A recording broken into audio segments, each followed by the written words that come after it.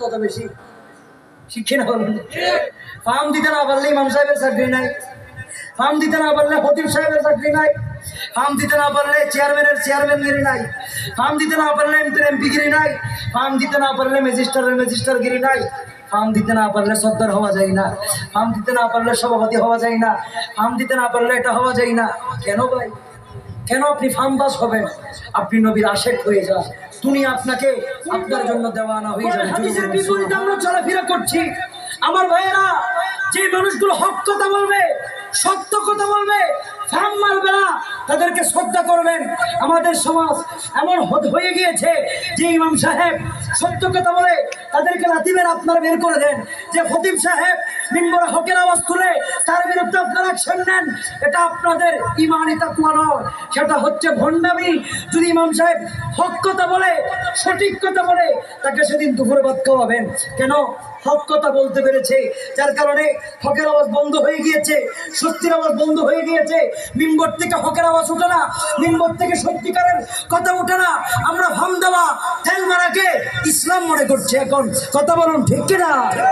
যে খতিব সাহেব মিম্বরে দাঁড়িয়ে হক কথা বলতে পারবে না, অন্যায়ের প্রতিবাদ করতে পারবে না, তার থেকে মিম্বরের মধ্যে দাঁড়ানোর অধিকার নেই। ঠিক কিনা বলুন না? আমার মসজিদ তো বেশি দূরে না, এটা কোন মসজিদ? 2 নম্বর সেট জামে মসজিদ যাবেন, জিজ্ঞাসা করবেন আমার আলোচনা শুরু এবং শেষ। কেউ থেকে জিজ্ঞাসা করবেন, আমি সাদাকে সাদা বলি, কালোকে কালো বলি, সভাপতি সেক্রেটারি। বিশ্বাস করবেন, আমি এখানে 2-2.5 বছর হয়েছে। প্রথম 1 বছর সভাপতি কে ছিল আমি চিনতাম না। দেখছি না, আমার দরকার নাই তো ভাই।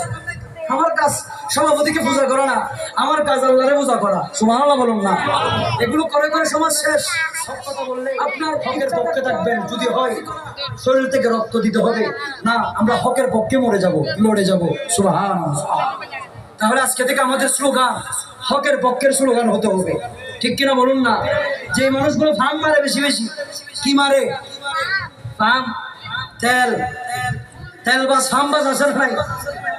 ওই কাবার মজা বেশি, যে কাবারের তেল বেশি হয়, ওই মানুষটাকে বেশি মিষ্টি লাগে, যেটা আপনাকে বেশি ফার্ম মারে।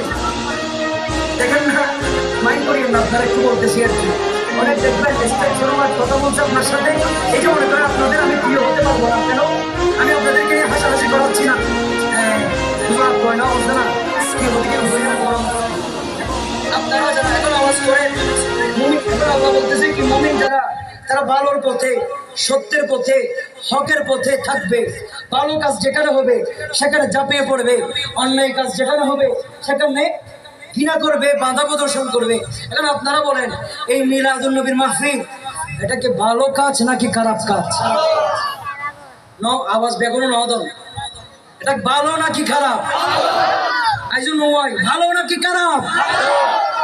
যদি ভালো হয়, এটাই তো মুমিনের বৈশিষ্ট্য। আমার আল্লাহ বলছেন, মুমিন যারা, তারা ভালো কাজের মধ্যে ধাবিত হবে, তারা ভালো কাজের মধ্যে ঝাঁপিয়ে পড়বে, আর খারাপ কাজের মধ্যে বাধা প্রদর্শন করবে। চাইলে যে যুবক ছেলেগুলো আজকে মাহফিলের আয়োজন করেছে, তারা চাইলে ডিজের আয়োজন করতে পারতো কি পারতো না বলুন না? তারা চাইলে প্যাকেজ করতে পারতো, তারা চাইলে নর্তকীর ড্যান্স। সেই জন্য আজকে যারা মিলাদুন নবীর প্রোগ্রাম করেছেন তাদেরকে ধন্যবাদ, কারণ আপনারা ভালো কাজ করে আমার আল্লাহ যেভাবে মুমিনের বৈশিষ্ট্যের কথা বলেছে, এই মুমিনের অন্তর্ভুক্ত হয়েছেন। সুবহানাল্লাহ। ভাইরা আমার, এখন এই ভালো কাজকে কেউ যদি উঠে যদি বলে এটা বেদাত, কেউ যদি উঠে বলে মিলাদুন নবী বেদাত, কেউ যদি দাঁড়িয়ে বলে ভালো কাজকে যারা বেদাত বলে, মিলাদুন নবী মানে নবীর জন্য। নবী কি জন্মগ্রহণ করে নাই? নবী কাজ যেটা হয়েছে সেটার নাম মিলাদুন নবী মানে নবীর জন্য। নবী কি জন্মগ্রহণ করে নাই? নবী কাজ যেটা হয়েছে সেটার নাম মিলাদুন নবী। জোরে বলুন সুবহানাল্লাহ। এখানে